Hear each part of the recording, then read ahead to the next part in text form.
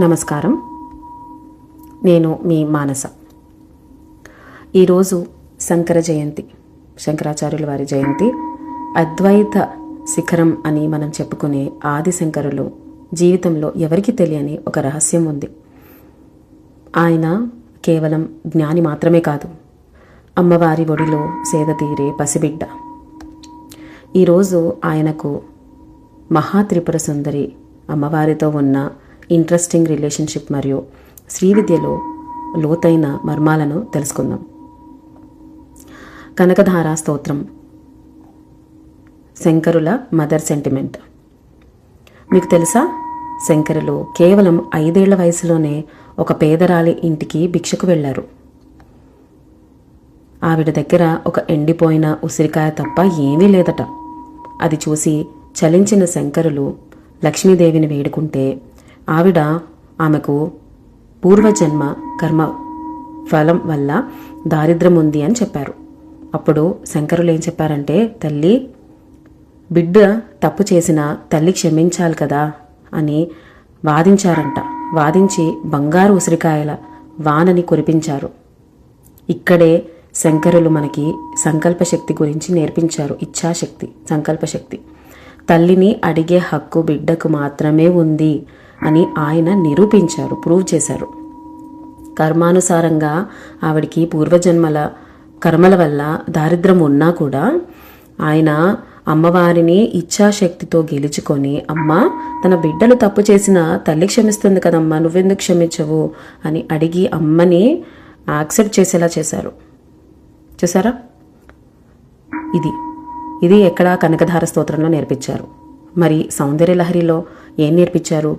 శక్తి పట్ల సమర్పణ భావం, సరెండరెన్స్. ఒకసారి శంకరులు కైలాసానికి వెళ్ళినప్పుడు పరమశివుడు స్వయంగా ఆయనకి 100 శ్లోకాల సౌందర్య లహరిని ఇచ్చారు. స్వయంగా ఎవరిచ్చారు? పరమశివుడు స్వయంగా ఇచ్చారట. కానీ నంది ఆ గ్రంథాన్ని లాక్కుంటుంటే శంకరుల చేతికి కేవలం మొదటి 41 శ్లోకాలు మాత్రమే దక్కాయి. ఎవరు లాక్కున్నారు ఇక్కడ? నంది. ఆ గ్రంథాన్ని లాక్కుంటున్నంటే ఇప్పుడు శంకరుల చేతికి కేవలం మొదటి 41 శ్లోకాలు మాత్రమే దక్కాయి. మిగిలిన 59 అంటే మిగిలిన 59 శ్లోకాలను శంకరులు అమ్మవారిపై ఉన్న భక్తితో స్వయంగా పూర్తి చేసుకున్నారు. అంటే ఆయనకు దొరికింది 41 అయినా కూడా మిగిలిన 59 శ్లోకాలను ఆయన అమ్మవారి పైన ఉన్న భక్తిని చూపించి స్వయంగా ఆయనే పూర్తి చేసుకున్నారు. ఆ శ్రీవిద్య రహస్యం ఏమిటో తెలుసా? ఆ మొదటి 41 శ్లోకాలను ఆనందలహరి అంటారు. ఇవి నేరుగా కుండలిని శక్తిని జాగృతం చేసే బీజాక్షరాలతో నిండి ఉంటాయి. అదే ఈ 41 శ్లోకాలలో ఉన్న రహస్యం, శ్రీవిద్య రహస్యము. మరియు శంకరులు తన తల్లి గర్భంలో ఉన్నప్పుడే ఆమెకి అనేక జ్ఞానోపదేశాలు చేసేశారట. ఆయన పుట్టకముందే ఆమెకు శివుడు కలలో కనిపించి, అల్పాయుష్యుడైన సర్వజ్ఞాని కావాలా లేక దీర్ఘాయుష్యుడైన సామాన్యుడు కావాలా అని అడిగారు. అప్పుడు ఆమె జ్ఞానినే కోరుకుందట. అంటే శివుడు 2 క్వశ్చన్స్ అడిగారు, ఆప్షన్స్. నీకు అల్పాయుష్యు ఉన్న సర్వజ్ఞాని కావాలా లేకపోతే దీర్ఘాయు అయి ఉండి సామాన్యుడే కావాలా అని అడిగితే ఆవిడ జ్ఞానుడే కావాలి నాకు అని అడిగారు. అప్పుడు దీని అర్థం ఏంటంటే, శంకరులు తన తల్లి చనిపోయే ముందు ఆమెకు ఇచ్చిన మాట కోసం సన్యాస ధర్మాన్ని కూడా పక్కన పెట్టి అంత్యక్రియలు చేశారు. అంటే మాతృశక్తికి జ్ఞానానికంటే కూడా ఇది చాలా గొప్ప వరం అని ఆయన లోకానికి చాటి చెప్పారు. మాతృశక్తి మీద ఉన్న ప్రేమ జ్ఞానానికి కంటే కూడా గొప్పదని ఆయన లోకానికి చెప్పారనమాట. ఇప్పుడు శ్రీవిద్యతో రహస్యాలు ఏంటంటే, శ్రీవిద్యతో శంకరుల అనుబంధం ఏంటి అమ్మవారితో అంటే, శంకరులు ప్రతిష్ఠించిన ప్రతి పీఠంలో కూడా శ్రీచక్రం ఉంటుంది. ప్రతి పీఠంలో ఆయన దృష్టిలో శ్రీవిద్య అంటే కేవలం పూజ మాత్రమే కాదు. అది ఎలా ఉంటుందంటే, బయాలజీ మీటింగ్ డివైన్. ఒక biology if it is meeting the divine, అదే శ్రీవిద్య. బిందువు అంటే శ్రీచక్రం మధ్యలో ఉండే బిందువు అమ్మవారి స్థానము. మన శరీరంలో ఇది ఆజ్ఞాచక్రం లేదా సహస్రారం. సహస్రారం దగ్గర ఉంటుంది. న్యాసం చేసేటప్పుడు మనం ఆ బిందువుని తాకినప్పుడు మనం నేరుగా తల్లి ఒడిలోకి చేరుకుంటాము. మాయాశక్తి. శంకరులు బ్రహ్మ సత్య జగన్మిథ్య అన్నారు. అంటే ఈ లోకము ఒక నాటకం, ఇదంతా కూడా ఒక నాటకం. ఆ నాటకాన్ని సృష్టించే ఆ డైరెక్టరు అమ్మవారు, దర్శకులు అమ్మవారైతే దాన్ని అర్థం చేసుకునే జ్ఞానము శివుడు. అంటే డైరెక్షన్ చేసేవారు అమ్మ అయితే దాన్ని అర్థం చేసుకునే జ్ఞానము శివుడిది, శివతత్వం. ఆ జ్ఞానం తెచ్చుకోవడం అంటే ఇదంతా నడిపించేది అమ్మ అని తెలుసుకోవడమే ఒక జ్ఞానము. ఆ జ్ఞానమే శివతత్వము. ఇప్పుడు ఆదిశంకరులు మనకి నేర్పించిన అతిపెద్ద పాఠం ఏంటంటే, బయట ఎంతటి యుద్ధం చేసినా లోపల అమ్మవారి పాదాల దగ్గర పసిబిడ్డలా ఉండాలి. అది గుర్తుపెట్టుకోవాలి. మీరు ప్రాక్టీస్ చేస్తే ఆ తల్లి, ఆ కాంతి, ఆ మెడిటేషను అన్నీ కూడా ఆ ఆది పరాశక్తి స్వరూపాలే. మనకు కనిపించే ఎటువంటి కాంతి అయినా, ఎటువంటి వైబ్రేషన్స్ అయినా కూడా, ఎటువంటి మనం తర్వాత చూసిన ఎఫెక్ట్స్ అయినా కూడా ఆ పరమ శక్తి, ఆ ఆది పరాశక్తి స్వరూపాలే. ఈ శంకర జయంతి నాడు ఆయన రాసిన నిర్వాణ షట్కం వినండి. చిదానంద రూపం శివోహం శివోహం అని పాడుతూ ఆనందంలో మునిగిపోండి. ఇప్పుడు ఆదిశంకరుల అద్భుత మిస్టిక్ స్టోరీస్ తెలుసుకుందాము. సన్యాసం కోసం వైరాగ్య తంత్రం. ఎలా అంటే, శంకరులు 8 ఏళ్ల వయసులోనే సన్యాసం తీసుకోవాలనుకున్నారు. కానీ తల్లి ఒప్పుకోలేదట. ఒకరోజు పూర్ణా నదిలో స్నానం చేస్తుండగా ఒక ముసలి ఆయన కాలు పట్టుకుంది. శంకరులు గట్టిగా అరిచారు, అమ్మా, నేను ఎలాగ చనిపోతున్నాను, కనీసం ఈ చివరి క్షణంలో సన్యాసం తీసుకోవడానికి అనుమతించు, అప్పుడు నా ఆత్మకు శాంతి కలుగుతుంది అన్నారు. తల్లి ఇంకా ఏం చెప్పాలో తెలియక సరే అనేసిందంట. అప్పుడు మొసలి ఆయన కాలును వదిలేసింది. ఇక్కడ మొసలి అంటే సంసార బంధం నుండి బయటపడాలంటే ఆయన ఆతుర సన్యాసం, తీవ్రమైన వైరాగ్యం కావాలని ఈ కథ మనకి బోధిస్తుంది. ఇది ఆయన స్టోరీ. ఇప్పుడు మనకి పనికొస్తుందని కాదు, జస్ట్ మనకు ఒక జ్ఞానం కోసం. ఇప్పుడు జ్ఞాన పరీక్ష. వారణాసిలో ఒకరోజు శంకరులు తన శిష్యుడితో వెళ్తుండగా ఒక చండాలుడనే ఒక రాక్షసుడు తన కుక్కలతో ఎదురుపడ్డాడు. శంకరులు దూరంగా జరుగు అని అన్నారు. అప్పుడు ఆ చండాలుడు ఒక ప్రశ్న వేశాడంట. నువ్వు దూరం జరగమన్నది ఈ దేహాన్నేనా లేక నాలో ఉన్న ఆత్మనా అని అడిగాడంట. దేహం అయితే నీది నాది ఒకటే, పంచభూతాల నిర్మాణం. ఆత్మ అయితే అంతటా ఒకటే ఉంది అనేసారంట వీరు. వెంటనే శంకరులు ఆయన పాదాలకు నమస్కరించారు. వచ్చినది సాక్షాత్తు పరమశివుడని గ్రహించేసి ఆయన ఏం రచించారంటే మనీషా పంచకం రచించారంట. చూడండి, పార్వతీ పంచకం తెలుసు కదా, ఎంత అద్భుతంగా ఉంటుందో, అది ఆయన రచించింది. ఇది కూడా మనీషా పంచకం ఆయన రచించారు.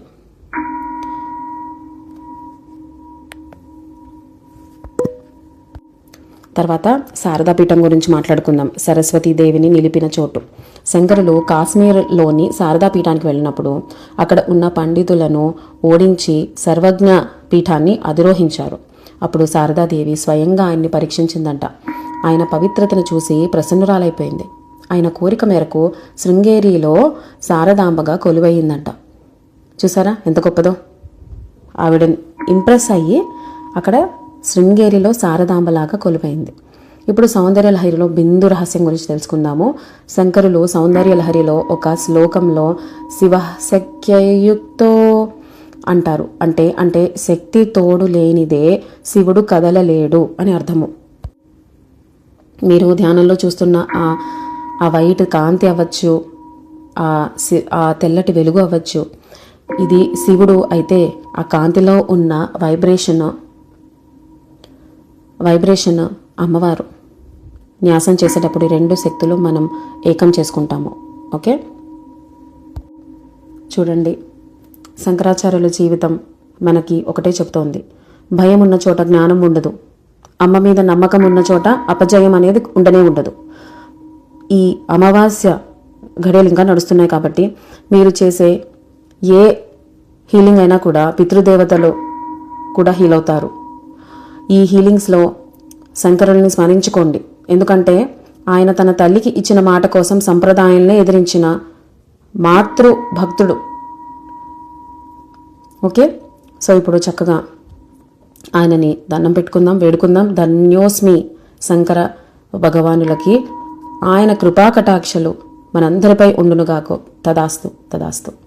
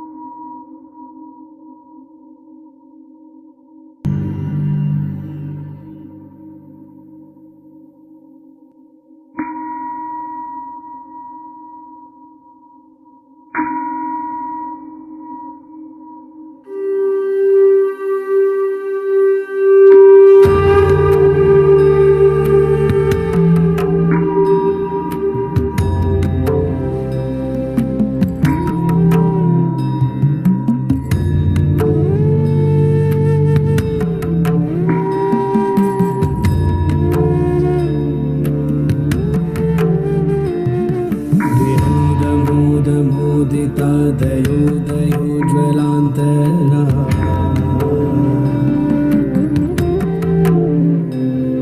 निशुम्भ शुम्भ दम्भ दारुणे सुदारुणारुणा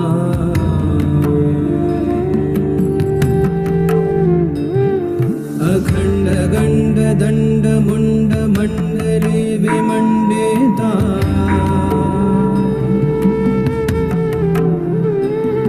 प्रचण्ड चण्ड रश्मि रश्मिराशि शोभिता शिवा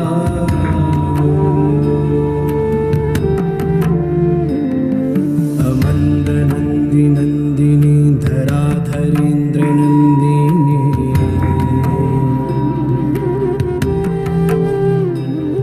प्रतीर्ण शीर्ण तारिणी सदार कार्यकारिणी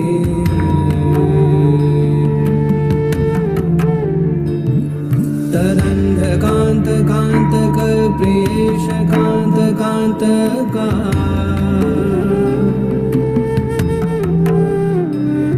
मुरारि कामचारिका ममारि धारिणी शिवा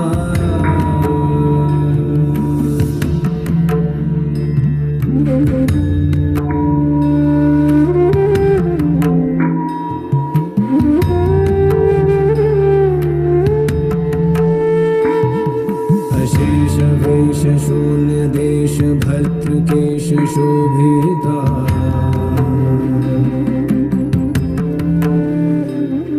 गणेश देवतेश शेष निर्निमेष वेशिता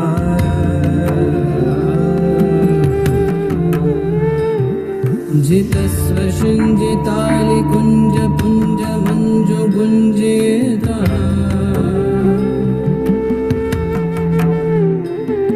समस्त मस्तकस्थिता निरस्त कामकस्तवा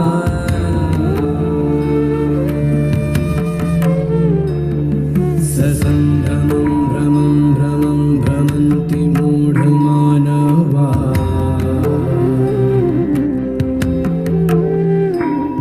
मुदा बुधा सुधां विहाय धावमान मानसा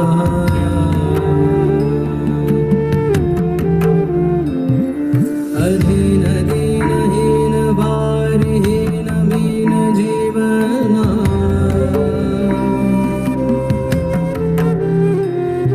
ददातु सम्प्रदानि शम्भ शम्वदार्थमाशिषम्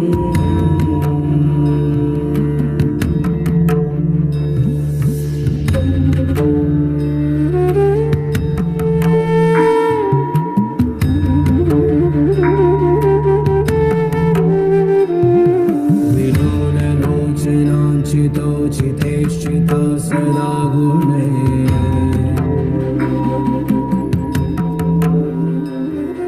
अपास्य दास्यमेव मास्य हास्य लास्यकारिणे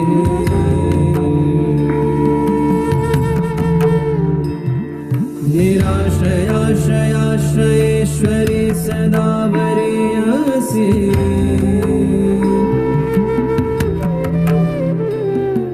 करोतु शं शिवानि शं हि शङ्कराङ्कशोभिनी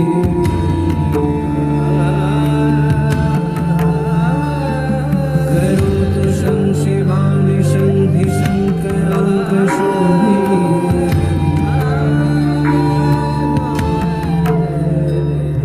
करोतु शं शिवानि शं हि शङ्कराङ्कशोभिनी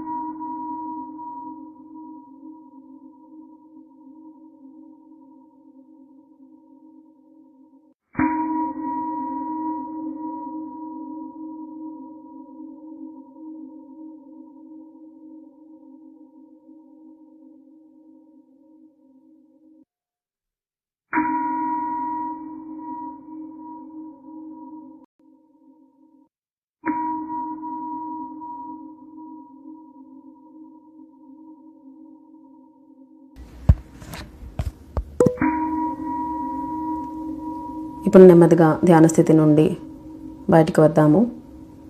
అమ్మవారికి మొత్తం సర్వం శ్రీ లలితాదేవి పాదాలకు అర్పణమస్తు. ఓం శాంతి. ఓం శ్రీమాతే నమః.